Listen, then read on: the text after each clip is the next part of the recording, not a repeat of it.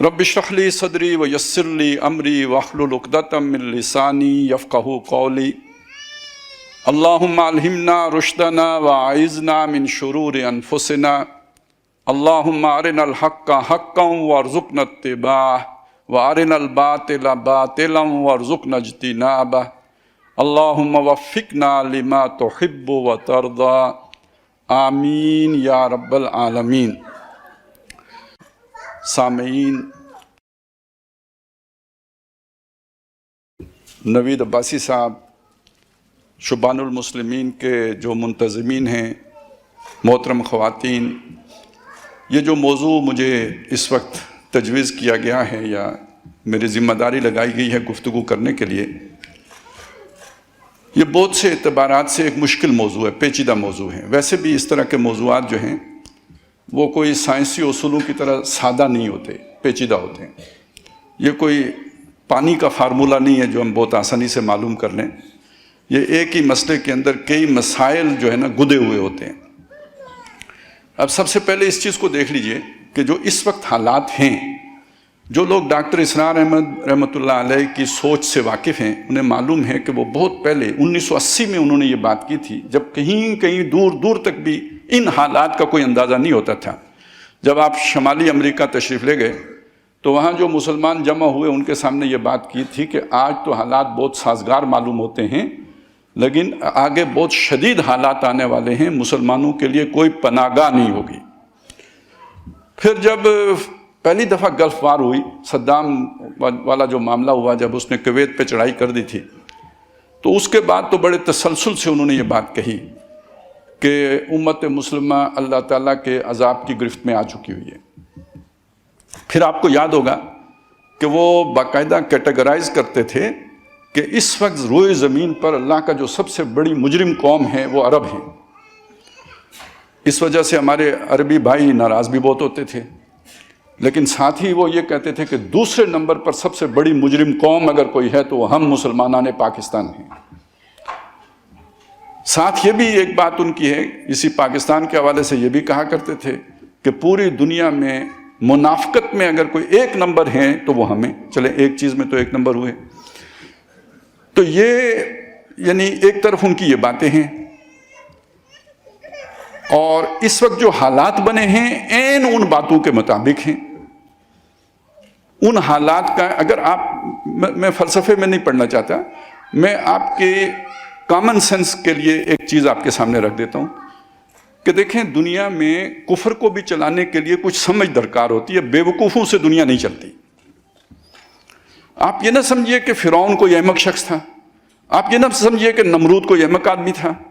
कुछ अकल थी तो वो अपना इंतज़ाम इंसराम चला रहे थे। आखिर कारे जहाँ बानी कोई छोटा सा काम तो नहीं है। इंतज़ाम, ये जो खुशकोतर करना, एडमिनिस्ट्रेशन है, मैनेजमेंट है, इसके लिए कोई ना कोई अकल चाहिए, समझ चाहिए, सूझबूझ चाहिए। तो बादशाहों की ट्रेनिंग होती थी, बचपन ही से उन्हें ख़ास अंदाज में तरबियत दी जाती थी। उस ज़माने में लीडरशिप एकेडमीज़ तो नहीं थी, लेकिन ये कि घर तो थे ना जहाँ से वो ट्रेनिंग पाकर और फिर एक ख़ास सतह पे पहुँचने के बाद वो इस काबिल होते थे कि अब इंतज़ाम व इंसराम चला कर सकें। अब आप ज़रा दुनिया को ज़रा थोड़ा सा ये देखें, यूँ देखें चलें। आपने मुताला पाकिस्तान ज़रूर पढ़ा होगा। आप महात्मा गांधी जो थे उनकी शख्सियत से वाकिफ़ होंगे, किरदार से वाकिफ़ होंगे, सूझबूझ से वाकिफ़ होंगे। नहीं तो दुनिया वाकिफ़ है कि बहुत बड़े लीडर थे। इस वक्त उस महात्मा गांधी के मुल्क पर जो शख्स हुक्मरान है वो कौन है जी? नरेंद्र मोदी, जिसे दुनिया कुछ अर्सा पहले गुजरात के कसाब के तौर पर जानती थी। अब ज़रा कंपैरिजन कीजिए कि आज से अगर 70 साल 80 साल पहले वहाँ पे गांधी बड़ा लीडर समझा जाता था, आज वो हैसियत इंडिया में किसको हासिल है? मोदी को हासिल है। बाकी दुनिया में जाने से पहले ज़रा जो हमारा मुल्क है, कायद आज़म हैं, मोहम्मद अली जिन्ना, लियाकत अली ख़ान हैं, सियासी जो क़यादत है उसको वो भी देखें, निगाह में लाएं। जो हमारी मजहबी क़यादत थी उसको भी निगाह में लाएं। आज जो कुछ हमें मुयस्सर है उसको भी देख लें। अब मैंने नाम लिया तो हो सकता है एक नाम लूँ तो ये सफ़ नाराज़ हो जाए, दूसरा नाम लूँ तो वो सफ़ नाराज़ हो जाए, लेकिन आप कंपैरिजन कर सकते हैं। चलें, जो आपका महबूब है उसको ज़रा कायद-ए-आज़म के साथ उसका कंपैरिजन करके देख लीजिए। अच्छा, ये तो हमारे मुल्क की बात हो गई। اب آپ سوچیں کہ ایک طرف آپ رکھیں ہنری کسنجر کو، وہ میں پرانے والوں کو چھوڑیں، یہ میں قریب والا آپ کو بتا رہا ہوں، ہنری کسنجر کو رکھیں، امریکہ کا ایک جو ہے نا بہت جو بڑا سفارتکار، منجا ہوا سفارتکار، اور اس کے مقابلے میں ٹرمپ کو رکھ لیں، ساتھ اس کا جو 9 رتن میں سے سب سے قریب تر ہے ایلن مسک، اس کو رکھ لیں۔ اب یہ 2 شخصیات جو امریکہ چلا رہی ہیں، امریکہ چلا رہی ہیں مطلب پوری دنیا چلا رہی ہیں، کمپیریزن کریں۔ اس سے آگے چلیں تو چلیں یہ جو اسرائیلی ریاست ہے اسی کو دیکھ لیں، وہ جو آج کل جو ہے نیتن یاہو، اس کو ذرا لے کے جائیں، جو ان کا جو شروع کے لوگ تھے، ابھی وہ نام میرے ذہن سے نکل گیا ہے، جو ان کا سب سے بڑا، نہیں یہ جو پہلا حکمران بنا تھا، بن گوریان ہیں، اب ان کے ساتھ ذرا اس کا کمپیریزن کر لیں، شاہ فیصل کے ساتھ محمد بن سلمان کا کر لیں۔ یہ جو میں نے آپ کے سامنے کچھ شخصیات رکھی ہیں، یہ میں نے کیوں رکھی ہیں؟ اللہ تعالیٰ جب کسی قوم کو ہلاک کرنے کا ارادہ کرتا ہے، سورہ بنی اسرائیل میں یہ مضمون آیا ہے، تو 2 کام کرتا ہے۔ سورہ بنی اسرائیل میں یہ بات آئی کہ جو اس کے لوگ ہوتے ہیں نا آسودہ حال خوشحال لوگ، ان کو اللہ تعالیٰ ان کی پکڑ دکڑ بند کر دیتا ہے، یعنی ان کو فوری سزا نہیں دیتا، انہیں کھلی چھوٹ دے دیتا ہے، پھر وہ خوب موج میلہ کرتے ہیں، مستیاں کرتے ہیں اور فسق و فجور کا بازار گرم کرتے ہیں۔ ایک کام یہ۔ دوسرا مضمون یہ آیا ہے، شاید سورہ یونس میں ہے یا سورہ ہود میں ہے، ان 2 صورتوں میں سے کسی میں ہے، کہ جب اللہ تعالیٰ کسی بستی میں، یعنی اس میں انڈرسٹوڈ ہے کہ جب اللہ کسی بستی کو ہلاک کرتا ہے تو کس طرح کے لوگوں کو لے کے آتا ہے۔ نہیں، سورہ انعام میں ہے، سورہ انعام میں یہ مضمون آیا ہے کہ پھر وہاں پہ اللہ تعالیٰ ایسے لوگوں کو لے کے آتا ہے کہ جو مجرم ذہنیت کے لوگ ہوتے ہیں، اکابرہا مجرمیہا، جو مجرم ہوتے ہیں ان کو بڑا بنا دیتے ہیں۔ اب اس چیز کو ذہن میں رکھیں تو آج کی دنیا کے تمام حکمرانوں کو یہ 2 چشمے، وہ جو آپ کا چشمہ ہے، 2 اس کے شیشے ہیں، یہ 2 عدسے لگا کے دیکھیں۔ ایک یہ کہ وہ خرمستیاں کرنے والے ہوتے ہیں، بدکار قسم کے لوگ ہوتے ہیں، بدماش قسم کے لوگ ہوتے ہیں، اور دوسرا اپنے معاشرے کے مجرم ترین قسم کے لوگ ہوتے ہیں، ان کو اللہ تعالیٰ بڑا بنا دیتا ہے۔ اب اس کی روشنی میں آپ دیکھیں کہ دنیا کے ساتھ کیا ہونے والا ہے، کیوں ہونے والا ہے، یہ آپ کو ملے گا جو فرمایا ظہر الفساد فی البر والبحر بما کسبت ایدی الناس، یہ لوگوں کے اپنے کرتوت ہیں، اس کے بدلے میں جو فساد پھیل گیا ہے دنیا میں، اس کا کلا کما، اس کا سزا، اس کا عذاب اس کے سوا کچھ نہیں ہے۔ میں اس پہ زیادہ وقت نہیں لینا چاہتا، صرف آپ کی توجہ ادھر مبذول کرانا چاہتا تھا۔ یہ ایک نقطہ ہے جو آپ نے سب سے پہلے اپنے دماغ میں بٹھانا ہے، کیونکہ میں نے کہا تھا یہ پیچیدہ مضمون ہے۔ اس پیچیدگی کے لیے یہ سمجھیے کہ یہ پہلا ہم نے جو رف ورک کیا ہے اس کو ایک طرف نوٹ کر لیں۔ اب آ جائیں دوسری چیز کی طرف۔ جو دنیا کی 7 ارب آبادی ہے یا اس سے تھوڑے بہت اوپر ہو گئے ہوں گے، ان میں سے 1.5 ارب کے قریب آبادی ان لوگوں کی ہے جو اللہ کے چنیدہ ہیں،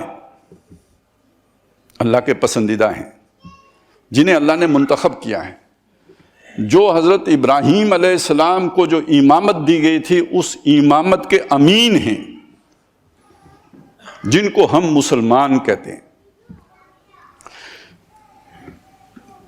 یعنی اس ایک مضمون کو بیان کرنے کے لیے بھی 1.5 گھنٹہ تو آرام سے چاہیے، میں صرف اشارہ کر رہا ہوں۔ اللہ تعالیٰ نے ابراہیم علیہ السلام سے کہا تھا جب وہ تمام امتحانوں پر پورے اترے، انی جاعلک للناس اماما، میں تجھے امام بنانے والا ہوں، دنیا کا لیڈر تم ہو گئے۔ اور جب انہوں نے فرمایا کہ وَمِن ذُرِّيَّتِي، میری اولاد، فرمایا میرا وعدہ ظالموں کے ساتھ نہیں ہے، لیکن اس کے اندر انڈرسٹوڈ ہے کہ تیری اولاد ہی ہوگی، لیکن جو تیری اولاد میں سے ظالم ہوں گے وہ لیڈر نہیں ہوں گے، باقی لیڈر ہیں۔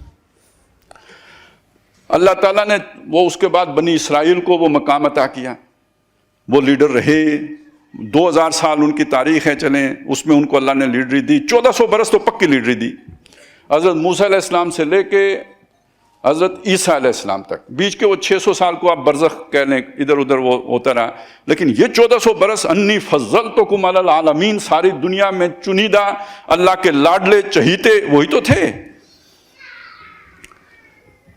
اور اس کے بعد جناب محمد رسول اللہ صلی اللہ علیہ وسلم کی بعثت کے بعد اللہ تعالیٰ نے یہ امامت ان سے چھین کر منتقل کر دی بنی اسماعیل کو.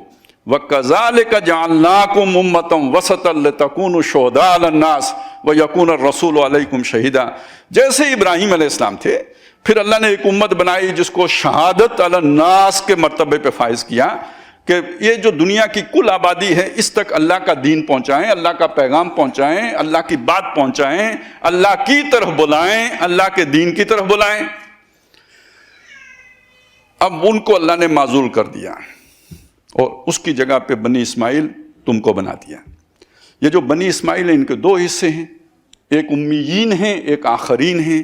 امیین وہ ہیں جو عرب ہیں، اور آخرین وہ ہیں کہ جو وہ بنی اسماعیل سے بالکل باہر کے ہیں. لیکن اللہ نے یہ بھی ساتھ کہہ دیا نسلاً اگر کوئی بنی اسماعیل نہیں بھی ہے، محمد الرسول اللہ کے طریقے پر اگر چلے گا تو وہ انہی میں شامل سمجھا جائے گا. وَآخَرِينَ مِنْهُمْ لَمَّا يَلْحَقُوا بِهِمْ. وہ جو آخرین ہیں جو امیین نہیں ہیں وہ بھی اگر انہی کی سنتوں پر چلتے ہیں، الحاق کر لیتے ہیں ان کے ساتھ، تو وہ بھی انہی میں ہیں. اب آپ کو اندازہ ہوگا کہ ابراہیم علیہ السلام کا یہ مشن ہے جس کو لے کے اب کون چلے گا؟ محمد الرسول اللہ والذین معہ، وہ لے کے چلیں گے. تو اللہ کی چنیدہ قوم، اللہ کی پسندیدہ قوم بلکہ کچھ زیادہ ہی ہو گئی. کیوں؟ وہاں پہ اللہ تعالیٰ نے نبیوں کا سلسلہ جاری رکھا. ایک اعتبار سے دیکھیں تو یہ ہمیں کمی لگے گی کہ وہاں نبیوں کا سلسلہ جاری رہا، یہاں نبی صلی اللہ علیہ وسلم کے بعد نبیوں کا سلسلہ منقطع ہو گیا، گویا ان کی فضیلت زیادہ ہو گئی. ان میں ہزاروں انبیاء آئے، ہم میں ایک ہی آئے. لیکن ایک دوسرے اعتبار سے دیکھیں تو یہ فضیلت بڑی ہو گئی کہ وہاں اللہ تعالیٰ نے مسلسل ان لوگوں کو مبعوث کیا جن جو غلطی نہیں کر سکتے تھے، جو اللہ کے رابطے میں تھے.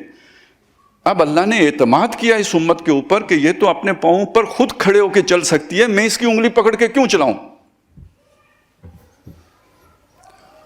اور 1000 سال اگر چلتی رہی نا اس نقشے کے ساتھ جو ابھی عمران ریاض آپ کے سامنے علامہ کے اشعار جو شکوے کے انداز میں اللہ کے سامنے انہوں نے پیش کیے، جو آپ کے سامنے پڑھ رہے تھے، تو یہ سچ ہے نا. یہی تو مطلوب و مقصود ہے، یہی تو اللہ والوں کی شان ہے، یہی تو ان کا کردار ہے، یہی تو ان کا انداز ہے. ہم تو جیتے ہیں کہ دنیا میں تیرا نام رہے، کہیں ممکن ہے کہ ساقی نہ رہے جام رہے. یہ جام ہدایت ہم نے دنیا میں لوٹانا ہے، ہم اس لیے جیتے ہیں، ہمارا یہ مشن ہے. تو نے ہمیں اس مشن پر فائز کیا ہے، ہم کار رسالت جو ہے وہ نبھا رہے ہیں. ہم تیرے ہیں، ہم اپنے لیے تو نہیں جی رہے، تیرے لیے جی رہے ہیں.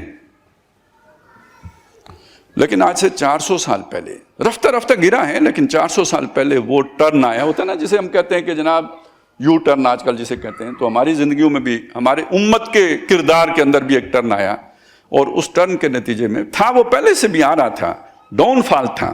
لیکن جب ہم نے آ کے یوں سمجھے کہ بالکل ہی باٹم ٹچ کر لیا، تو یہاں سے پھر اللہ تعالیٰ نے ہمیں قہر مذلت میں بھی گرا دیا اور ہم سے اقتدار چھن گیا. اموی پہلے چلے گئے تھے، عباسی بعد میں چلے گئے، عثمانی آخر میں چلے گئے. یہ 1000 سالہ تاریخ لپیٹ دی. اسی میں آگے چل کے اقبال یہ بھی کہتے ہیں نا، ہم رخصت ہوئے اوروں نے سنبھالی دنیا. کوئی سمجھ آئی؟ ہم رخصت ہوئے اوروں نے سنبھالی دنیا، پھر نہ کہنا ہوئی توحید سے خالی دنیا. آج آپ اور میں جس دنیا میں رہ رہے ہیں یہ توحید سے خالی ہے، یہ فساد سے بھری ہوئی دنیا ہے، یہ ظلم کی دنیا ہے، یہ جبارین کی دنیا ہے، یہ فرعونہ کی دنیا ہے، یہ نماردہ کی دنیا ہے، یہ دجالوں کی دنیا ہے. یہ اللہ والوں کی دنیا تو نہیں ہے. اور اللہ والے کونوں خطروں میں جنہوں نے اس دنیا کو سیدھی راہ پہ لے کے چلنا تھا. اب وہ جرم کی سمجھ آئی ہے؟ اب میں آپ کے سامنے یہ بات رکھتا ہوں کہ جو بات ڈاکٹر صاحب کہتے تھے وہ یہ تھی. اب آپ کو بھی سمجھ آئی نا کہ یہ بڑے گناہگار ہندو نہیں ہیں، سکھ نہیں ہیں، عیسائی نہیں ہیں، نصارہ نہیں ہیں، وہ ہیں جو کسٹوڈین ہیں اللہ کے پیغام کے، وہ بڑے گناہگار ہیں، بڑے مجرم ہیں.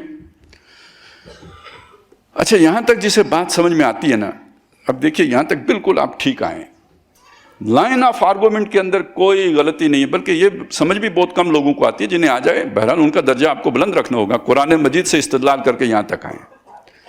اب ایک اصول یہاں تک آپ کو لے کے آیا، یہاں ایک اصول بنا کہ جو اللہ تعالیٰ کے دین کو پیٹھ دکھائے گا وہ سزا سے دوچار ہوگا.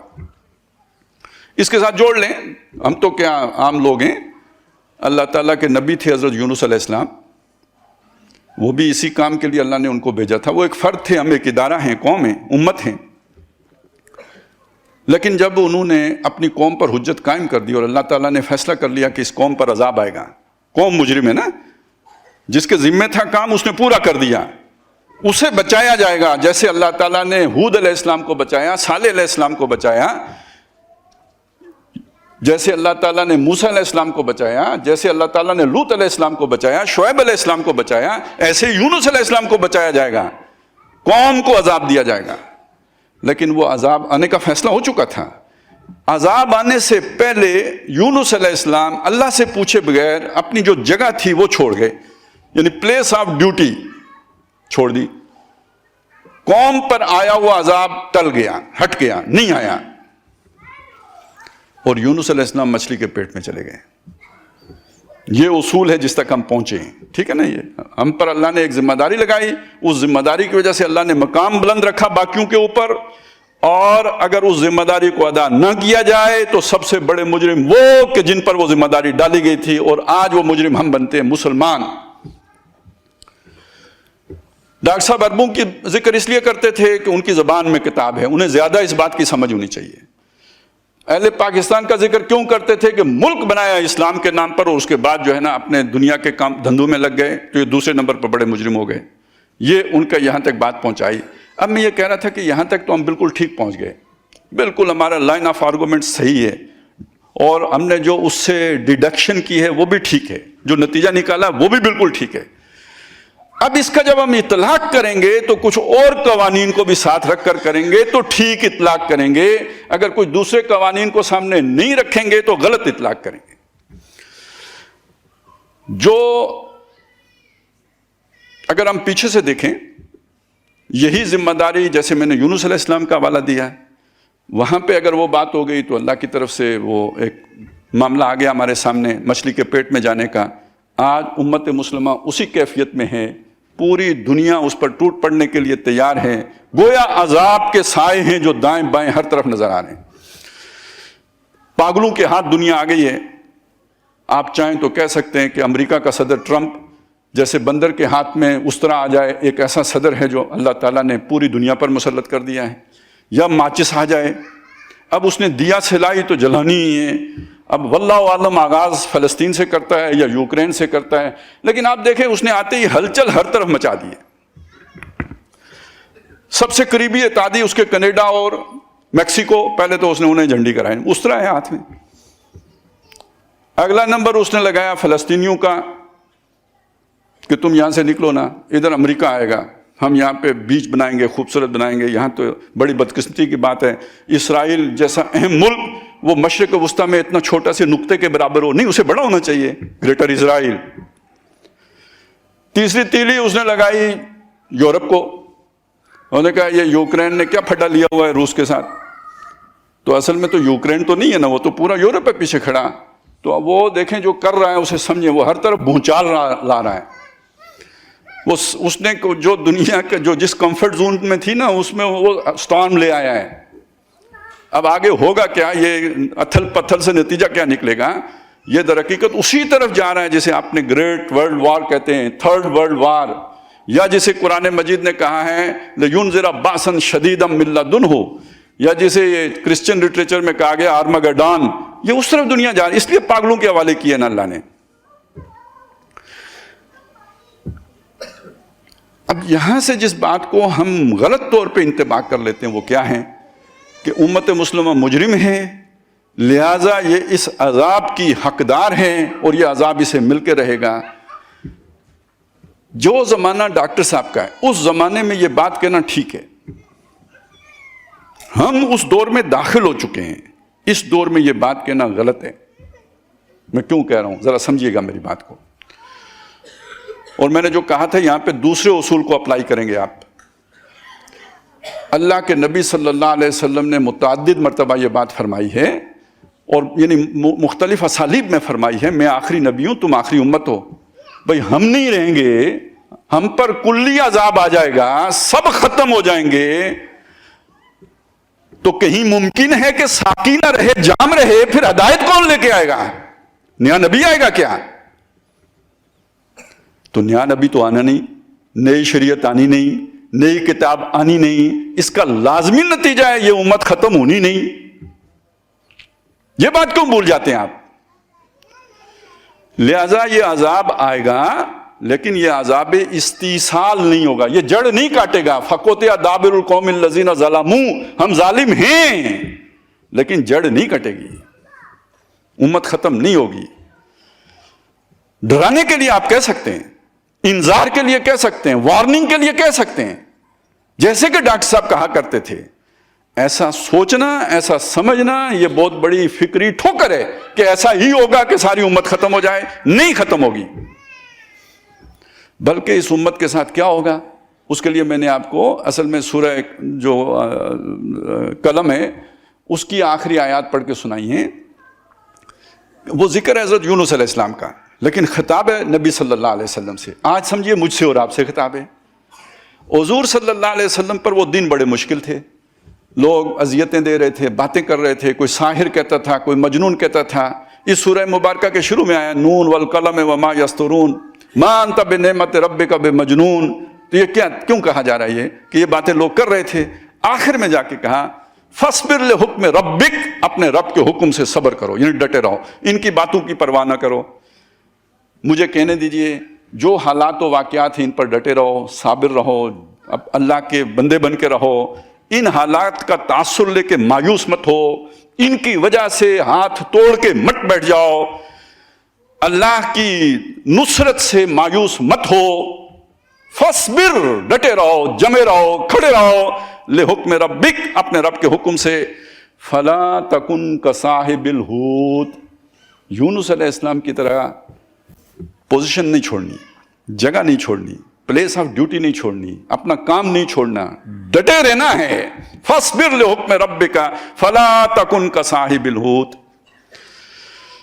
اذ نادا وہو مکظوم، وہ صاحب حوت یعنی یونس علیہ السلام جب انہوں نے پکارا اپنے رب کو اس حالت میں کہ وہ خود گھٹ رہے تھے، غم تھا اور دکھ تھا۔ آدمی سے دیکھیں، ایک ہوتے نا جان بوجھ کے غلطی کرنا، ایک ہو کوئی غلطی سے کوئی بات ہو گئی، لغزش ہو گئی، کچھ اونچ نیچ ہو گئی، پھر بعد میں کتنا احساس ہوتا ہے، شرمندگی ہوتی ہے، ندامت ہوتی ہے، گھٹن ہوتی ہے، اور اوپر سے وہ گھٹن فزیکلی بھی تھی کہ مچھلی کے پیٹ میں تھے۔ اذ نادا وہو مکظوم، آگے ذکر ہے، ظاہر یہ یہاں پہ اس کی تفصیل نہیں ہے، سورہ یونس میں بھی ہے اور جگہوں پہ بھی ہے کہ اللہ تعالیٰ نے انہیں مچھلی کے پیٹ سے زندہ، سورہ صافات میں ہے، اللہ نے نکالا ان کو، اور یہاں پہ ایک اور انداز میں اس کا تذکرہ کیا۔ بلکہ خاص ایک جو وہ چیز تو میں آپ کو سنانا بھی چاہتا ہوں کہ جب اللہ نے کب مدد کی، ایک تو انہوں نے تسبیح کی، لا الہ الا انت سبحانک انی کنت من الظالمین، میری غلطی ہے۔ اور دوسری جو بات تھی نا وہ یہ کہ جب انہیں یقین ہو گیا لا ملجا من اللہ، اللہ کے مقابلے میں کوئی پناہ گاہ نہیں ہے، الا الیہ، مگر اسی کی طرف، یعنی اللہ سے بچنا بھی ہے تو اللہ ہی سے چمٹنا ہے۔ دیکھیں نا، آج ہمیں کوئی مشکل آتی ہے بحیثیت امت تو ہماری نگاہیں کس کی طرف جاتی ہیں؟ امریکہ کی طرف۔ کس کی طرف جاتی ہیں؟ چائنا کی طرف۔ لیکن جب اللہ تعالیٰ کسی ایسی جگہ پھنسا دے کہ سوائے اللہ کے کسی طرف نہ جا رہی ہوں، تو یہ بظاہر اللہ کا عذاب ہے، لیکن حقیقت میں اللہ تعالیٰ نے آپ کو مجبور کر کے واپس اپنی طرف لایا ہے۔ تو یہ تو ماں کا پیار ہے، یعنی ماں اگر آپ کے گرد دیوار کھڑی کر دے کہ کسی کی طرف نہیں جا سکتے سوائے اس کے، تو یہ اظہار محبت نہیں ہے؟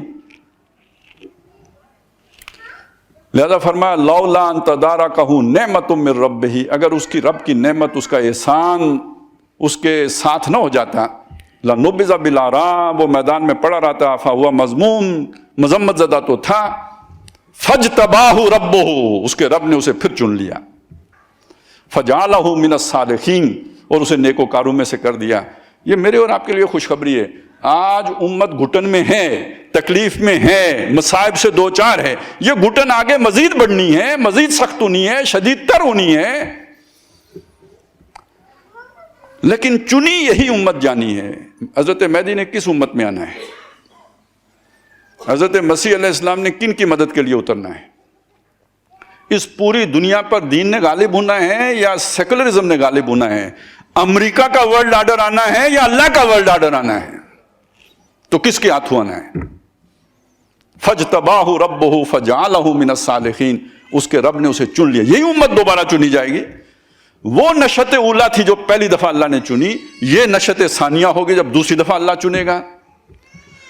اگر آپ اس بات کو سمجھ گئے ہیں نا تو اب آپ اس دور میں داخل ہو گئے ہیں جسے ہم آخر زمان کہتے ہیں.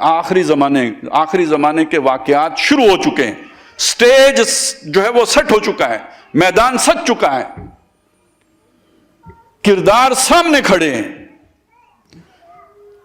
تو یہاں پہ پہنچ کے اب آپ ایک بات سمجھ لیں. ایک عام تشریحی انداز ہوتا ہے بات کو سمجھنے کا. اللہ تعالیٰ نے یہ فرمایا ہے, نتیجہ یہ نکلے گا. یا اللہ نے یہ اصول بنا دیا ہے, پانی میں آپ اگر جائیں گے تو ڈوبیں گے, اللہ کا بنایا اصول ہے. آگ میں ہاتھ ڈالیں گے تو جلیں گے. ایک ہوتا ہے تکوین. جب اللہ تعالیٰ کوئی اپنا گریٹ پلان شروع کرتے ہیں, وہ جو تکوین ہوتی ہے وہ اللہ کا منصوبہ ہوتا ہے.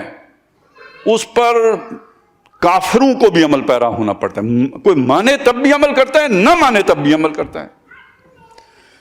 اللہ کا منصوبہ تھا یوسف علیہ السلام مصر میں جا کے تعلیم حاصل کریں گے. جو اس وقت کی جو بھی تعلیم تھی, ظاہر دین کی تعلیم تو نہیں ہے, کوئی اور تعلیم ہے جو حاصل کرنے مصر جائیں گے. وہ خیر میرے دماغ میں ایک الٹی سی بات آ گئی تھی. آج کل تو ہمارے یہاں نبی صلی اللہ علیہ وسلم کو بلانے کے لیے بھی ٹکٹ وغیرہ ایشو کیے جاتے ہیں نا. تو اللہ کو تو کوئی ٹکٹوں کی بندوبست کرنے کی ضرورت نہیں ہے. بھائیوں کے میں خیال آیا, اس اپنے بھائی کو اٹھاؤ قتل کر دو. ایک نے کہا نہیں یار قتل نہیں کرنا, اس کو کنویں میں پھینک دو. تکوین کی سمجھ آئی؟ گھر سے نکالنا ہے, کس کا ارادہ ہے؟ اللہ کا. نکالا کس نے؟ بھائیوں نے. اور دوسرا مرحلہ کیا ہے؟ بھائی کیا کرنا چاہتے ہیں؟ قتل. ایک بولتا ہے بیچ سے, اقلیت, اکیلا, یار قتل کیوں کرتے ہو, کنویں میں ڈال دو. تکوین آئی نا, قتل نہیں کر سکے, کنویں میں ڈال دیا. پھر تکوین آ گئی, قافلے والے آئے, انہوں نے یوسف کو نکالنے کے لیے ڈول ڈالا تھا یا پانی نکالنے کے لیے ڈالا تھا؟ باہر کون آیا؟ یہ تکوین ہے. اور وہ انہوں نے اپنے پاس چھپا لیا. کیوں؟ مال تجارت سمجھ کے, جان بچانے کے لیے نہیں, اللہ کا منصوبہ پورا کرنے کے لیے نہیں. نفع ہو جائے گا, بیچیں گے جا کے. پہنچ گیا, جس نے خریدا اس نے کیوں خریدا؟ وہ تو قرآن نے کہا اپنے نفع کے لیے خریدا, زیادہ اچھا ہوا تو بیٹا بنا لیں گے. جس نے پالا اس نے کیوں پالا؟ وہ تو خیر بتانے کی بات ہی نہیں. ہر ایک کا اپنا مقصد, لیکن یہ کہ تکوین کس کی, منصوبہ کس کا؟ اللہ کا. موسیٰ علیہ السلام کو دیکھیں, بہترین مثال ہے. ایک قوم ہے دبی ہوئی, جیسے آج ہم مسلمان دبے ہوئے ہیں, پسے ہوئے ہیں, ہماری کوئی سنتا نہیں. اس سے بری حالت تھی بنی اسرائیل کی. سورہ قصص پڑھیں, وہ شروع اس سے ہوتی ہے. فرعون بہت ظالم تھا, اس نے زمین والوں کو 2 حصوں میں تقسیم کر دیا تھا. ایک وہ تھے جو مستکبرین تھے, جسے آج کل آپ اشرافیہ کہتے ہیں. تو ویسے تو ہم پاکستان میں بھی لوگوں کو اشرافیہ کہتے ہیں. جو مانگ کے کھاتے ہوں وہ کیا اشرافیہ ہے؟ جو دنیا کی اشرافی گلوبل ویلیج ہے نا, تو کیا ان بیچارے کمینے اشرافیوں کی بات کرتے ہیں آپ؟ جو اشرف ہیں ان کی بات کریں, نام کے ہوں یا نہ ہوں, کام کے اشرف جو ہیں. تو انہوں نے وہ ظلم کی بنیاد پر مستکبر, چھائے ہوئے, غالب, اور باقی سارے پسے ہوئے. امت ساری پسی ہوئی ہے کہ نہیں, دبی ہوئی ہے کہ نہیں؟ تو اللہ نے اس وقت بنی اسرائیل پسے ہوئے تھے. تو اللہ تعالیٰ کہتے ہیں کہ اللہ نے ارادہ کیا کہ یہ جو دبے ہوئے لوگ ہیں ان پر احسان کرے. تو اس نے موسیٰ کی ماں کو حکم دیا کہ جب تجھے خطرہ محسوس ہو بچے کی پکڑے جانے کا تو اسے صندوق میں ڈال کے دریا کے حوالے کر دے, باقی میرا کام ہے. اب یہ سارا کام کس نے کیا؟ یہ دلچسپ بات ہے. ہارون علیہ السلام موسیٰ علیہ السلام کے بھائی ہیں, وہ کیوں بچ گئے؟ فرعون نے ان کو کیوں نہیں قتل کیا؟ موسیٰ علیہ السلام کو قتل کرنے کا یا وہ اس بچے کو مارنے کا کیا چکر, مسئلہ کیا تھا؟ 1 سال تھا جس میں قتل کرتے تھے اور 1 سال تھا جس میں قتل نہیں کرتے تھے. ہارون علیہ السلام اس سال پیدا ہوئے جو سال قتل نہ کیے جانے کا سال تھا. موسیٰ علیہ السلام کو اللہ نے اس سال پیدا کیا جو قتل کیے جانے کا سال تھا. اور پھر اس پورے واقعے کو ہمارے لیے ذکر کر دیا، جب اللہ ارادہ کر لیتا ہے، ٹھان لیتا ہے، کوئی فرعون کچھ نہیں کر سکتا، بے شک وہی سال ہو جس نے اس سال سارے بچوں کو قتل کرنا ہو۔ پورا واقعہ تفصیل کے ساتھ اس لیے بیان کیا، میرے اور آپ کے لیے بیان کیا، غامدی صاحب کے لیے نہیں کیا۔ وہ پڑھیں، ثواب حاصل کریں، اس سے ہدایت حاصل کرنے کے لیے نہیں کیا، کیونکہ وہ تو کہتے ہیں اب اللہ کی مدد ہی نہیں آئے گی، وہ زمانہ چلا گیا جب اللہ کی مدد آیا کرتی تھی، اب نہیں آئے گی۔ ہم تو یقین رکھتے ہیں آج بھی آئے گی۔ تو یہ سمجھ لیجئے کہ وہ اللہ تعالیٰ نے وہ اپنا منصوبہ کیسے پورا کیا۔ فرعون نے اس بچے کو پالا، فرعون نے اس بچے کو بڑا کیا، جوان کیا، طاقتور کیا، یہاں تک کہ اس کا مکہ چلا اور ایک قبطی یعنی فرعون کی برادری کا اشرافیہ کا بندہ مارا گیا۔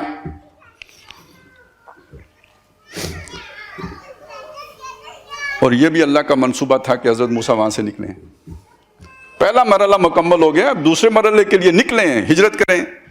وہ سارے واقعات کو کنکلوڈ قرآن نے کیسے کیا؟ جب وہ روشنی دیکھی نا، جب آگ، اس سے پہلے بھی کتنے دیکھے نا حادثات ہوئے، بیوی بیمار، درد ذہ میں مبتلا، ڈیلیوری ہے، سخت سردی ہے، ٹھنڈ ہے، کوئی آگ کا بندوبست نہیں ہے، اوپر سے رستہ بھی بھول گئے، مصیبتیں ساری، مصیبت پر مصیبت۔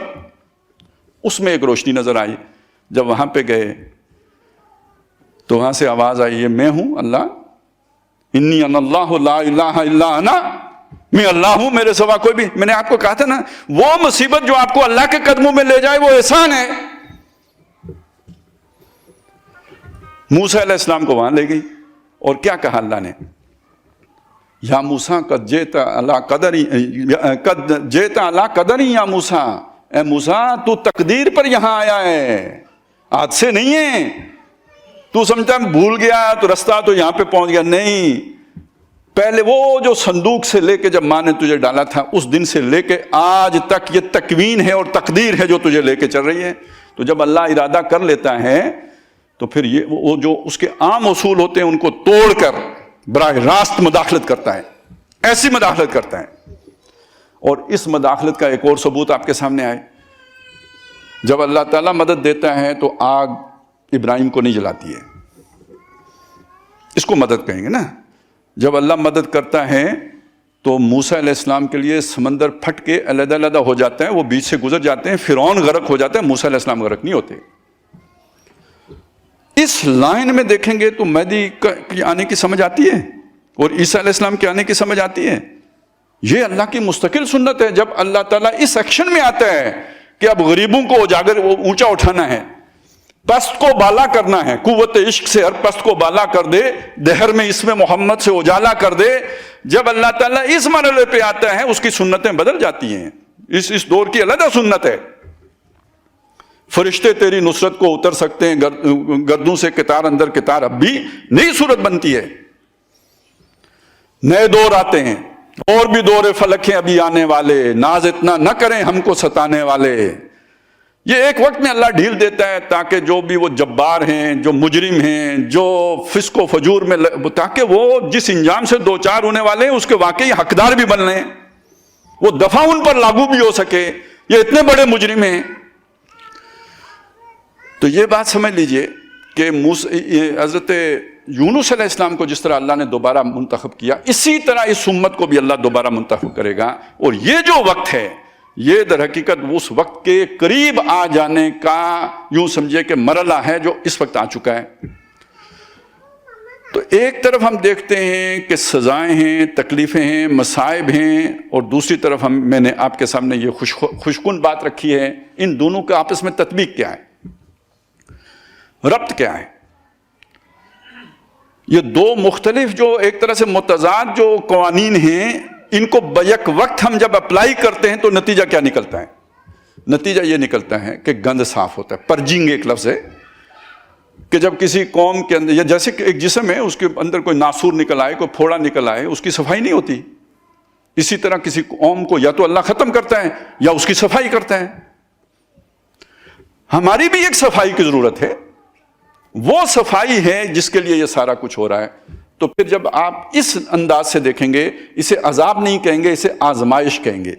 یعنی وہ حالات و واقعات جو آپ کو اللہ سے دور کرنے کی بجائے آپ کو اللہ کے قریب لے آئیں، اللہ کے نزدیک کر دیں. لیکن اس میں گند نے صاف ہونا ہے. گند کیا ہے؟ وہ لوگ جو ظالم ہیں، وہ جو حضرت ابراہیم علیہ السلام سے اللہ نے کہا تھا لا ینال عہد الظالمین، میرا وعدہ ظالموں سے نہیں ہے. اب اگر اللہ تعالیٰ دنیا کی امامت دوبارہ مسلمانوں کو دے گا تو مسلمانوں کے اندر جو ظالم ہے پہلے انہیں ختم کرے گا یا نہیں کرے گا؟ اور اس خاتمے کے اندر بھی دیکھیں کتنے لوگ مارے جائیں گے. 100 میں سے 99 کا بھی ذکر آتا ہے حدیثوں میں. اس کی بھی ایک وجہ سمجھ لیجئے. دیکھیں ایک تو وہ ظالم ہیں کہ جو اللہ تعالیٰ نے جنہیں مردود کر دیا، اور اس کی سب سے بڑی نشانی یہ ہے کہ وہ آج یہ سمجھیں کہ اللہ کی کوئی مدد نہیں آنی. جیسے کافر سمجھتے ہیں کہ اللہ تعالیٰ نے دنیا سے لا تعلقی اختیار کر لی ہے، بلکہ وہ تو سمجھتے ہیں یہ بنی بھی خود ہی ہے، کسی اللہ نے نہیں بنائی. لیکن جو لوگ مانتے ہیں کہ اللہ نے بنائی، وہ بھی یہ سمجھتے ہیں کہ بنا کے چھوڑ دی ہے، ہمارے حوالے کر دی ہے. جو ایسے مسلمان ہیں ظاہر ہے ان کے لیے تو کوئی گنجائش نہیں، وہ تو باغی ہو چکے، اللہ کے مرتد ہو چکے، گویا اندر ہی اندر سے. اوپر سے مسلمانوں کی چھلڑی رہ گئی ہے، اندر سے دیمک کفر کی کھا گئی ان کو. لیکن ایک وہ مسلمان ہیں جو اللہ سے ہیں تو وفادار، ناسمجھی کی وجہ سے، دنیا کے چلن کی وجہ سے، کمزوری کی وجہ سے، ضعف ایمان کی وجہ سے وہ up to the mark perform نہیں کر سکے. تو چلیں یہ جو ان کے ساتھ کوئی ظلم ہو جائے گا، زیادتی ہو جائے گی، یہ کفارہ بن جائے ان کی غلطیوں کا، تو کیا خیال ہے آپ کا؟ یہ بھی اچھی بات نہیں ہے ان کے لیے. جنت چلے جائیں، جس بہانے بھی چلے جائیں. میرا خیال میں ہم میں سے ہر کوئی یہ چاہے گا کہ ٹھیک ہے اگر زندگی گناہگاری کی گزری ہے، اب مر کے دوزخ میں جانے سے بہتر ہے نہ چلیں کسی کے ہاتھوں قتل ہو کے جنت چلے جائیں.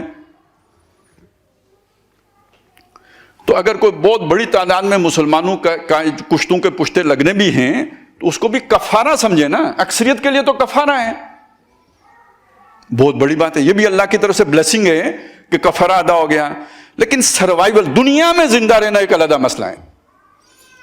اس کے لیے ایک وہ لوگ چاہیے کہ جو اس طرح اللہ سے جڑ چکے ہوں جیسے دور اول میں جڑے ہوئے لوگ تھے. کم از کم اس 10% تو اتنے ہوں، ان کی طرح کے ہوں. 10% کریکٹر ان کا وہ ہو.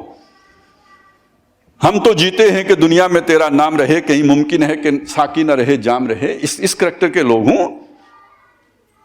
وہ صحابہ جیسے نہ ہوں لیکن صحابہ کے عشر عشیر تو ہوں. یہ لوگ ہیں کہ جن کو پھر اللہ تعالیٰ جن کے ذریعے سے دین کو غالب کرے گا، دین کو عزت دے گا، اور دین کے ذریعے سے ان کو عزت دے گا. ہم اس دور میں داخل ہو چکے ہیں. اب اس میں جب ہم دیکھتے ہیں، آپ نے اس عرصے میں دیکھا ہوگا بہت سے لوگ مجھ سے ناراض ہوتے ہیں، اور خاص طور پہ وہ لوگ وہ جو پہلے اصول کو لے کے وہاں تک پہنچے ہوتے ہیں اور اس کے بعد اندھا دھند اس کا استعمال کرنا چاہتے ہیں. تو جب میں کوئی ذکر کرتا ہوں کوئی مسلمان امت کا، پھر پاکستان کا، تو وہ انہیں بہت عجیب لگتا ہے کہ بھئی یہ یہاں تک تو ٹھیک آیا تھا، یہاں سے آ کے اوندا کیوں ہو گیا ہے. تو ایک بات کو سمجھ لیں، جب آپ تکوین کے اعتبار سے دیکھیں گے تو اب آپ نے یہ دیکھنا ہے کہ یہ جس بچے کو اللہ تعالیٰ نے صندوق میں بچایا ہے، کیوں بچایا ہے؟ ابھی آپ کو تو یہ نہیں پتا کہ یہ موسیٰ بنے گا، لیکن یہ جو حالات و واقعات آپ کے سامنے ہو رہے ہیں اس کی روشنی میں آخر کچھ اگر آپ سینسیبل ہیں تو کوئی اللہ کی اگر سکیم آپ کو معلوم ہے کہ جانا اس دروازے سے باہر ہے، تو یہ جو لنگڑا چلتے ہوئے جو ہے نا وہ ڈگمگاتا ہوا اور جہاں ادھر ہی رہا ہے، یہ کون ہے؟ نہیں، آپ کو یہ دیکھنا چاہیے یا نہیں دیکھنا چاہیے؟ فرشتوں نے تو آ کے یہ کام نہیں کرنا، یہ جو موجود انسان ہے انہی میں سے ہوگا. جب میں نے آپ کے سامنے رکھا یہ کہ یہی امت دوبارہ چنی جائے گی، تو پھر اس کی بنیاد پر ایک بات سمجھ لیجئے کہ آپ کو دیکھنا ہوگا آگے پیچھے کہ ڈوبنا کس نے ہے اور تیرنا کس نے ہے. کون سے لوگ ہیں جنہیں اللہ تعالیٰ یوسف علیہ السلام کی طرح یا موسیٰ علیہ السلام کی طرح بڑھا رہا ہے آگے کی طرف؟ کوئی وقت آئے گا وہ ظاہر ہوں گے. ظاہر ہے موسیٰ کو سنبھالنے میں جتنے لوگوں نے حصہ لیا سب کو تو ثواب نہیں ملے گا. فرعون کو کیا ثواب ملنا ہے؟ کوئی ملے گا؟ نہیں ملے گا. کوئی رستے میں بکروال مل گیا تھا جس نے رستہ بتا دیا، اسے کیا ثواب ملنا ہے؟ یا یوسف علیہ السلام کو جن لوگوں نے مصر پہنچایا انہیں کیا ثواب ملنا ہے؟ لیکن منصوبہ اللہ کا سمجھنے کے لیے تو یہ دیکھنا پڑے گا نا کہ یوسف کے ساتھ کیا ہو رہا ہے اور موسیٰ کے ساتھ کیا ہوا. اب تلاش کریں اپنی اس دنیا کے اندر سے ان لوگوں کو یا اس قوم کو یا اس گروہ کو کہ جس سے آپ یہ سمجھتے ہیں کہ وہ کام لیا جانا ہے کہ جو مستقبل میں جس کا میں ابھی اشارہ کر کے ہٹاؤں. یہ کم از کم آپ کی نظر ہونی چاہیے. اس کے بعد اطلاق کرتے ہوئے ہو سکتا ہے میں غلطی کر رہا ہوں, آپ ٹھیک نشانہ باندھ لیں, ممکن ہے اس بات کا, لیکن یہ اس انداز میں سوچیں تو صحیح نا. تو جب میں دیکھتا ہوں تو مجھے یوں لگتا ہے کہ یہ خاص طریقے سے نا, خاص نظر عنایت سے تمام مسلمان ممالک میں سے کسی کو اللہ نے اگر رکھا ہے, بچایا ہے, چلایا ہے, تو وہ ملک وہ ہے جس میں میں خود رہتا ہوں. اس کے بننے میں, اس کے پیچھے تاریخ میں, اس کے خمیر میں, اس کے آج تک باقی رہنے میں خدائی منصوبہ نظر آتا ہے, لیکن خدائی منصوبہ ہے پردے میں, ہر کسی کو نظر نہیں آئے گا. کیوں؟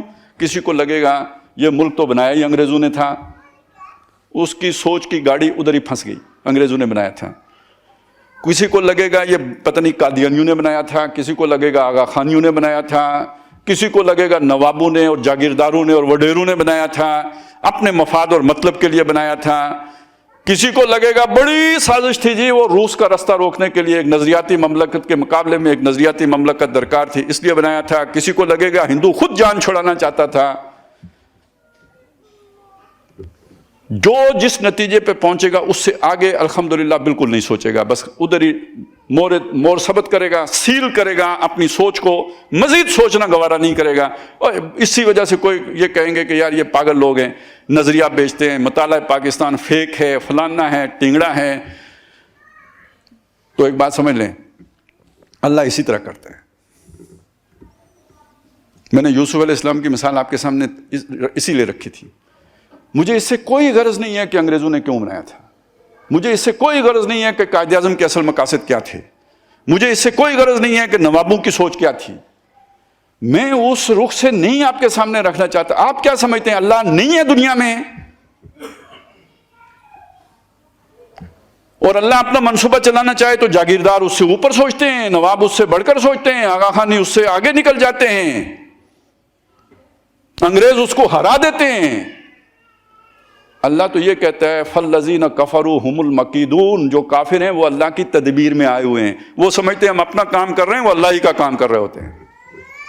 یہ نقطہ اگر آپ پا جائیں تو آپ کو اس بحث میں پڑھنے کی ضرورت ہی نہیں ہے کہ کس لیے بنا تھا. ہمیں پتہ ہے جا کدھر رہا ہے, باقی کس نے بنایا تھا اس کی نیت وہ جانے, اس کا خدا جانے.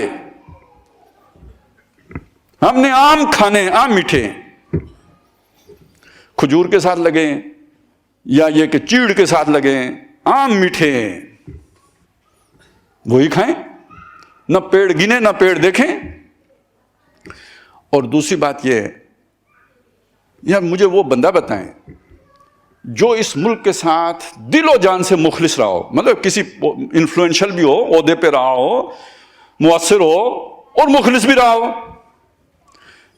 لیکن ہر وہ شخص جس نے اس ملک کو کھایا ہے کچھ نہ کچھ ایسا ضرور کر گیا ہے جس سے اس ملک کا بھلا بھی ہو گیا ہے.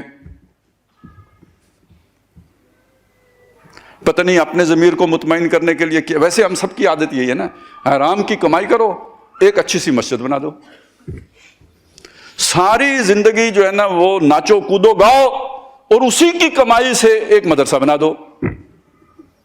آخر جنت بھی چاہیے ہوتی ہے ہمیں. پتہ نہیں یہ چکر ہوا, اسی نفسیات کا اظہار ہوا ہے یا کیا ہوا ہے, لیکن آپ ایک ایک کو اٹھا کے دکھائیں جو یہاں پہ کوئی وزیر اعظم رہا, کوئی صدر رہا, جو مطلب مؤثر قسم کا آدمی جو تھا, تو اس نے بہت سارا گند گھولا ہوگا, ساتھ ایک کوئی اچھا کام بھی کر گیا ہوگا. وہ جو اس نے تھوڑا سا اچھا کام کیا نا, وہ کرتے کرتے کرتے اس دنیا کی پھانس بن گیا ہے. ایک اگر آپ صرف یہاں کے آئینی کو اٹھا کے دیکھ لینا, یہ پوری جو اس وقت کا ورلڈ آرڈر ہے اس کے منہ پہ تماچا ہے, بنتے بنتے بن گیا. اگر آپ یہ سمجھیں کہ واقعی بنتے بنتے بن گیا, اس کے پیچھے کسی کا منصوبہ نہیں تھا, تو پھر آپ اپنے ایمان کی خیر منائیں. مجھے تو یہ لگے گا بنانے والوں میں سے ایک کا بھی نیت یہ نہیں تھی جو ہو گیا, یہ کسی اور کا ارادہ تھا جو ان کے ذریعے سے پورا ہوا. 7 اصحاب کاف ہوتے ہیں تو 8واں ان کا کتا ہوتا ہے, یا 3 ہوتے ہیں تو چوتھا ہوتا ہے, یا 5 ہوتے ہیں تو چھٹا ہوتا ہے. تو اللہ تعالیٰ تو کسی کتے کو لا کے بٹھا کے روپ پیدا کرنا ہوتا ہے, اس نے کر دیا ہوتا ہے. تو اللہ کام کرنے پہ آئے تو یوں کر لیتا ہے. اسی طرح آپ کا ایٹم بم بھی بن گیا, اسی کسی چکرو چکری میں آپ کا. میں کہتا ہوں یار آپ بالکل ایکسٹریم پہ جا کے سوچیں نا کہ ہم لڑنا نہیں چاہتے تھے. ہم نے ایک جنت سجائی تھی, ایک ہمیں ملک ریاض صاحب نے بنا کے دی تھی, ایک ہم نے خود بنا لی تھی. وَلِمَنْ خَافَ مَقَامَ رَبِّهِ جَنَّتَانِ, ہماری 2 جنتیں تھیں.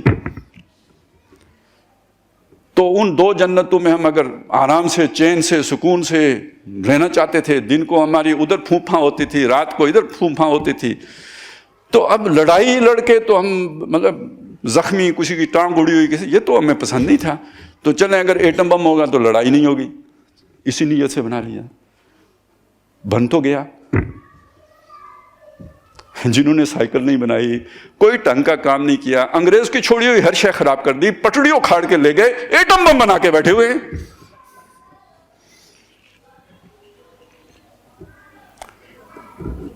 تو یہ کیوں بنایا انہوں نے؟ جس لیے بھی بنایا, میں نے کہا نا چلیں اپنی جان بچانے, لڑنے سے بچنے کے لیے بنایا. آپ اس سے زیادہ برا کیا سوچ سکتے ہیں؟ سوء ظن اس سے بڑھ کر کیا ہو سکتا ہے؟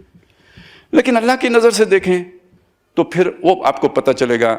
آج ٹرمپ کے دل میں, پیٹ میں مروڑ کس شے کا ہے, اور نیتن یاہو کے پیٹ میں کس چیز کا مروڑ ہے, ادھر سے پہچانے نا. تو جب میں آپ کے سامنے یہ باتیں رکھتا ہوں نا, یہ پاکستان کی, تو اس لیے نہیں رکھتا کہ مجھے صدر مملکت سے بہت محبت ہے, اس لیے نہیں رکھتا کہ پرائم منسٹر سے بہت عشق ہے, یا میں اسے سمجھتا ہوں کہ یہ کوئی عیسیٰ علیہ السلام کا مسیل اترا ہے. وہ میں اس معنی میں کہتا ہوں. اور جب آپ سے کہتا ہوں یار, اور یہ میری آج کی بات نہیں ہے, بدترین مایوسی جو مجھ پر طاری ہوئی تھی پاکستان کے حوالے سے, یہ 2001 سے لے کے 2022 تک کا ہی رہا ہے. پرویز مشرف کے یو ٹرن سے لے کے, اور یہ جو ساری اس کے بعد کی صورتحال ہے. لیکن اس دور میں بھی میرا یہ سوچ تھی, جو میں اپنے دوستوں سے کہتا رہا, کہ یار میں یہ تو مطلب یہ اتنا دل جو ہے نا وہ ٹوٹ گیا ہے کہ میرا تو دل نہیں کرتا کہ بھئی اس ملک کے لیے کوئی بھی اچھا کام کیا جائے. لیکن اس حالت میں بھی میں یہ نہیں کر سکتا کہ اس ملک کو کاٹنے میں, اس کو توڑنے میں, اس کی تخریب میں کوئی عمل کروں, کیونکہ وہ خدائی منصوبے میں رکاوٹ نہیں. تشریع شریعت کی روشنی میں مجھے اپنے اس سے لا تعلق ہونا نظر آتا ہے, لیکن تکوین کو دیکھ کر اس کی تخریب میں کوئی حصہ لینے کا میں بوجھ نہیں اٹھا سکتا. یہ وہ بات ہے جو میں سب سے کرنا چاہتا ہوں. اب تو میں کھلے دل سے کرنا چاہتا ہوں, اور اس لیے نہیں کہ یہ اچھے ہو گئے ہیں, ان کی بہت ساری باتیں اب بھی وہیں پہ ہیں, سوئی ادھر ہی ہے. حالات کا جبر ہے جو انہیں, جیسے موسیٰ علیہ السلام کو مدین لے گیا تھا, حالات کا جبر انہیں گھسیٹ کے کہیں سے کہیں لے کے جا رہے ہیں. وہ میں تفصیلات آپ کے سامنے بیان کرتا رہا ہوں, اس وقت دوہرا نہیں سکتا, لیکن حالات کا جبر انہیں لائن کی اس سائڈ پہ لے کے جا رہا ہے جو رائٹ سائڈ ہے. انہیں ثواب ہو نہ ہو مجھے نہیں پتا کس کی نیت کیا ہے. اللہ کا جبر یہ, تکوین یہ, اسی تکوین میں دیکھیں نا کیا کیا معجزے ہو رہے ہیں. محمد بن سلمان, عاشق امریکہ, ٹرمپ کا دوست, فلسطین کے مسئلے میں کوڑا جواب امریکہ کو دے رہا ہے, اور ٹرمپ کے بیان کی مذمت کر رہا ہے. سر جی قیامت ہے. اگر آپ کو معلوم ہو ان کے تعلقات کا, قیامت ہے. اچھا, اس سے بڑی قیامت اردن, شاہ حسین والا, وہ تو یوں سمجھیے کہ اس کی تو ساری جو ہے نا وہ جان ہی امریکہ میں اٹکی ہوئی ہے. لیکن یہ کہ فلسطین کے ایشو پر وہ بھی کچھ کہہ نہیں سکتا, تو کم از کم وہ ساتھ دینے کے لیے بھی تیار نہیں ہے. پتہ نہیں اس سے زیادہ جو ہے نا وہ پیڑی شکل آپ نے کم ہی دیکھی ہوگی جو ٹرمپ کے ساتھ پریس کانفرنس کرتے ہوئے وہ اردن کے شاہ کی تھی. یہ وہ چیزیں ہیں کہ جس سے جو مثبت انڈیکیٹرز ہیں, اللہ کے منصوبے کے اشارے ہیں, اس میں ہمیں مایوس ہونے کی ضرورت نہیں ہے. لیکن ایک بات سمجھ لیجئے کہ جو ہماری 400 سال کی غلطیاں ہیں ان کی سزا تو بہرحال ملنی ہی ہے. اب آپ اس سزا کو سزا کہیں, پرجنگ صفائی کہیں, نیا انتخاب کہیں, آپریشن کلین اپ کہیں, اللہ کا احتساب کہیں, جو بھی کہیں, اس میں بچنے کے لیے جو ضروری چیز ہے وہ اللہ کی طرف پلٹنا ہے. میں بچنا چاہتا ہوں, میں چاہتا ہوں کہ اللہ مجھ سے راضی ہو جائے, اس منصوبے میں مجھ سے بھی کوئی کام لے لے. دیکھیں نا, ہم اپنی جا کے سی وی نہیں جمع کراتے. یہ ملٹی نیشنل کمپنی آئی ہے, بڑا اچھا پیکج ہے اس کا, دنیا جو ہے نا ہماری رنگ جائے گی, تو ہم فوراً اپنی سی وی بھیجتے ہیں یا نہیں بھیجتے؟ اور اگر بھوک بھی, پیٹ میں چوہے بھی دوڑتے ہوں, جان بھی خطرے میں ہو, تو پھر تو فوراً سے پہلے بھیجیں گے. اس وقت دنیا کے حالات کیا بتا رہے ہیں کہ اللہ تعالیٰ جھاڑو پھیرنے والا ہے. پیکج سب سے اچھا کس کا ہے؟ وہ بھی اللہ کا ہے. تو ایک سمجھدار آدمی کے لیے فوراً اللہ کی طرف دوڑ لگانی چاہیے یا نہیں لگانی چاہیے؟ فَفِرُّوا إِلَى اللَّهِ, دوڑو اللہ کی طرف. اور وہ دوڑ کیسی ہے, اس کا مطلب کیا ہے؟ اللہ کی طرف دوڑنے کا مطلب کہاں ہے اللہ جہاں دوڑ کے پہنچیں؟ وہ تو جگہ کا تعین کرنے ہی پہ اختلاف ہو جائے گا, اور آپ اور میں جو ہیں قیامت تک یہ نہیں سلجھا سکتے کہ ہے کہاں. ہوا مَعَكُمْ أَيْنَمَا كُنتُم سے لے کے تو وہ عرش کی بحث چھڑ جائے گی, تو وہ تو بہت ہمارے ہاتھ سے ہی مسئلہ نکل جائے گا. آسان سی بات ہے, اللہ تعالیٰ نے اپنے ساتھ جڑنے کے لیے ہمارے لیے ایک رسی ہماری طرف تھرو کر دی ہے. تھرو کے لفظ سے آپ وہ مطلب وہ جیسے کسی کو ریسکیو کرنا ہو, اس معنی میں نے استعمال کیا, کسی مغالطے کا شکار نہ ہو. وہ در حقیقت قرآن مجید ہے. وَاعْتَصِمُوا بِحَبْلِ اللَّهِ, اللہ سے جڑنا ہے نا, اللہ کی رسی سے جڑ جاؤ. اعتصام باللہ بواسطہ حبل اللہ, اللہ سے جڑنا اللہ کی رسی کے ذریعے سے. اور حدیث میں آیا ہے کہ اس کا ایک سرا اللہ کے ہاتھ میں اور دوسرا سرا تمہارے ہاتھ میں. طرفہ بِأَيْدِيكُمْ وَطَرَفُهُ بِيَدِ اللَّهِ, دوسرا سرا اللہ کے ہاتھ میں اور ایک سرا تمہارے ہاتھ میں. اس کتاب سے جڑنے کا طریقہ کیا ہے؟ اس پر کامل یقین رکھا جائے کہ یہ اللہ کا کلام ہے, دل و جان سے مانا جائے. اس کا مظہر کیا ہوگا اگر ہم دل سے مانتے ہیں؟ اللہ تعالیٰ, اگر ہم یقین رکھیں یہ اللہ کا کلام ہے, تو ہم اس کی طرف التفات کریں گے یا پیٹھ موڑیں گے؟ اسے سمجھنے کی کوشش نہیں کریں گے, اسے پڑھیں گے نہیں, اور جو اللہ نے ہمیں احکام دیے ان پر عمل نہیں کریں گے کیا؟ نبی صلی اللہ علیہ وسلم نے فرمایا کہ جو قرآن کے حرام کیے ہوئے کو حرام نہیں سمجھتا اور اسے چھوڑتا نہیں, وہ اس پر ایمان ہی نہیں لایا جو میں لے کے آیا ہوں. اور ایک تقاضا یہ ہے اس پر عمل کیا جائے, اور پھر اگلی بات یہ ہے کہ اسے دوسروں تک پہنچایا جائے. وہ جو نوید بھائی بتا رہے تھے, بلغوا انی ولو آیتن, اس قرآن کے ساتھ جڑنا ہی اصل میں ہمیں اللہ نے یہ جو بنایا تھا نا امت وسط, جو پیغام دوسروں تک لے کے جانا تھا, وہ پیغام قرآن کا پیغام ہے. کنتم خیر امت اخرجت للناس, تم بہترین امت ہو, لوگوں کے لیے نکالے گئے ہو. جعلناکم امتا وسطا لتکونوا شہداء علی الناس, لوگوں پر گواہ بننا ہے. تم پر تو رسول گواہ ہیں, تم نے لوگوں پر گواہی دینی ہے. یہ کام اگر ہم کرتے ہیں تو اللہ کے چنیدہ, جس مقصد کے لیے اللہ نے چنا ہے, وہ کام کر رہے ہیں. اور یہ کام اگر ہم چھوڑتے ہیں تو در حقیقت اللہ سے منہ موڑتے ہیں, اور اسی کی وہ پھر جو اگلی قسط ہے جو بھگتنی پڑے گی. آپ اسے عذاب کہیں, سزا کہیں یا کفارہ کہیں, جو بھی کہیں, لیکن وہ پھر بھگتنا پڑے گا. اچھا, اس سے یہ جو سورہ بقرہ کی یہ آیت ہے نا, یہ امت وسط والی اور شہادت علی الناس, سورہ حج میں جو یہ آیت آئی ہے نا, لِيَكُونَ الرَّسُولُ شَهِيدًا عَلَيْكُمْ وَتَكُونُوا شُهَدَاءَ عَلَى النَّاسِ, اس سے پہلے جو الفاظ ہیں وہ یہ ہیں کہ وَجَاهِدُوا فِي اللَّهِ حَقَّ جِهَادِهِ, اللہ کے لیے جہاد کرو, محنت کرو, کوشش کرو جیسے اللہ کے لیے محنت جہاد کرنے کا حق ہے. یعنی اللہ سے جڑنے کا مطلب کیا ہے؟ اللہ والے ہو جاؤ. کونوا ربانیین, اللہ سے جڑنے کا مطلب کیا ہے؟ اللہ کے مشن والے ہو جاؤ. اللہ سے جڑنے کا مطلب کیا ہے؟ اپنی ہر شے اللہ کے لیے قربان کرنے والے بن جاؤ, جیسے ابراہیم علیہ السلام تھے. یہ جہاد کرو. کیوں؟ هو اجتباکم, اس نے تمہیں چنا ہے. جیسے پہلے بنی اسرائیل کو چنا تھا, ایسے اب اس نے اب تمہیں چن لیا ہے. یہ جو اجتباء ہے نا, چننا یا استفاء, دونوں کا مطلب چننا ہے. اسی اجتباء سے مجتبا بنتا ہے اور استفاء سے مصطفیٰ بنتا ہے. یہ دونوں نبی صلی اللہ علیہ وسلم کے ناموں میں سے ہیں, اور یہ دونوں امت کے لیے بھی استعمال ہوئے ہیں. هو اجتباکم, اس نے تمہیں چنا ہے.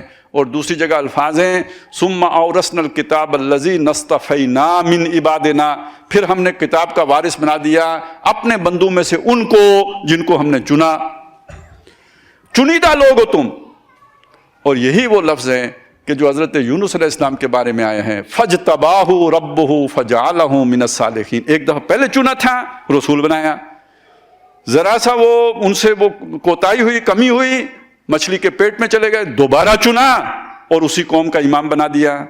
یہ امت اللہ نے چنی، پہلا حصہ چنا، امیین کو چنا، محمد الرسول اللہ کے ساتھیوں کو چنا، اس امت کو اللہ نے امامت دی، اور پھر یہ امامت اس سے چھن گئی جب اس نے منہ موڑا، اور اسی کے نتیجے میں یہ قہر مذلت میں گری، پستی میں گری، زوال سے دوچار ہوئی، انحطاط کا شکار ہوئی، لیکن اللہ اسے دوبارہ چنے گا۔ فَجْتَبَاهُ فَجَعَلَهُ مِنَ الصَّالِحِينَ، جیسے یونس علیہ السلام کو نیکوکاروں میں سے کر دیا تھا، اس کے بھی نیکوکاروں کو باقی چھوڑے گا۔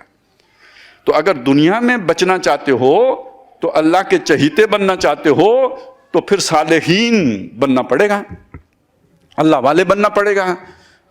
اور اقبال نے اس مضمون کو بڑی خوبی سے بیان کر دیا، بہت شاندار الفاظ میں، اس دور میں سب مٹ جائیں گے۔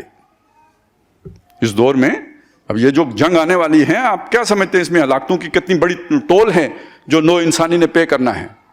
اس دور میں سب مٹ جائیں گے، ہاں باقی وہ رہ جائے گا جو قائم اپنی راہ پہ ہے اور پکا اپنی ہٹ کا ہے۔ راہ کون سی ہے؟ صراط مستقیم۔ اور ہٹ کیا ہے؟ اللہ اور اس کے رسول کی محبت۔ وہ جو نوید صاحب آپ کو بتا رہے تھے کہ لا تجد قوما یؤمنون باللہ والیوم الآخر یوادون من حاد اللہ ورسولہ، نہیں پاؤ گے تم کسی قوم کو جو دعوے دار ہو کہ وہ اللہ اور آخرت پر ایمان رکھتی ہے اور محبت کرتی ہو ان سے جو اللہ اور رسول کے دشمن ہوں۔ کوئی ایسے لوگ تم نہیں پاؤ گے۔ اس کا مطلب کیا ہے؟ اگر آپ اللہ اور آخرت پر ایمان رکھتے ہو تو اللہ اور رسول کے دشمنوں سے محبت نہیں کر سکتے۔ وَلَوْ كَانُوا آبَاءَهُمْ أَوْ أَبْنَاءَهُمْ أَوْ إِخْوَانَهُمْ أَوْ عَشِيرَتَهُمْ، وہ ان کے آبا ہوں، ان کے بیٹے ہوں، ان کے بھائی ہوں اور ان کے رشتہ دار ہوں، کوئی ہوں، ان سے وہ محبت نہیں کریں گے اگر وہ اللہ اور رسول کے دشمن ہوں۔ تو یہ ہٹ ہے، یہ شدت پسندی ہے، یہ ریجیڈیٹی ہے۔ آپ کو کوئی سمجھ آئی میں نے ان الفاظ پہ زور کیوں دیا؟ مسلمان کو شدت پسند نہیں ہونا چاہیے۔ پڑھایا گیا نا آپ کو، سکھایا گیا نا اس پچھلے ایرا میں، جس دور کا میں نے یہ 20 سال پرویز مشرف سے لے کے 22 تک پڑھایا گیا آپ کو۔ قرآن کہتا ہے وَلْيَجِدُوا فِيكُمْ غِلْظَةً، یہ جو مشرکین ہیں، یہ جو دشمن اللہ اور رسول ہیں، ان کو تمہارے اندر سختی نظر آنی چاہیے۔ آپ کو کس کی بات پر زیادہ یقین ہے؟ روشن خیالی والوں کی بات کو آپ زیادہ پسند کریں گے یا اللہ کی بات کو قبول کریں گے؟ وہ شدت کہاں نظر آنی چاہیے؟ وہ شدت یہاں نظر آنی چاہیے۔ آپ کی محبت ہر رشتے سے، اللہ اور رسول کی محبت دنیا کے ہر رشتے سے بالا تر ہو۔ یہ معیار ہے نا، یہ ہٹ کا پکا ہے، یہ ہٹ نہیں چھوڑے گا۔ عاشق کبھی ہٹ چھوڑتا ہے؟ مجنوں نے لیلا چھوڑی یا لیلا نے مجنوں چھوڑا؟ آپ اللہ والے ہو تو اللہ کو چھوڑ سکتے ہو؟ پھر یہی باقی بچیں گے، اس دین والے، اس مکتب والے، اس مدرسے والے ہی باقی بچیں گے کہ جو اس معیار پر پورے اتریں۔ اس دور میں سب مٹ جائیں گے، ہاں باقی وہ رہ جائے گا جو قائم اپنی راہ پہ ہے اور پکا اپنی ہٹ کا ہے۔ اللہ تعالی ہمیں ان لوگوں میں شامل فرمائے۔ اصل دعوت یہ ہے، باقی تو اب تقدیر چل پڑی ہے، اس کا رستہ روک کوئی نہیں سکتا، وہ ہو کے رہنا ہے۔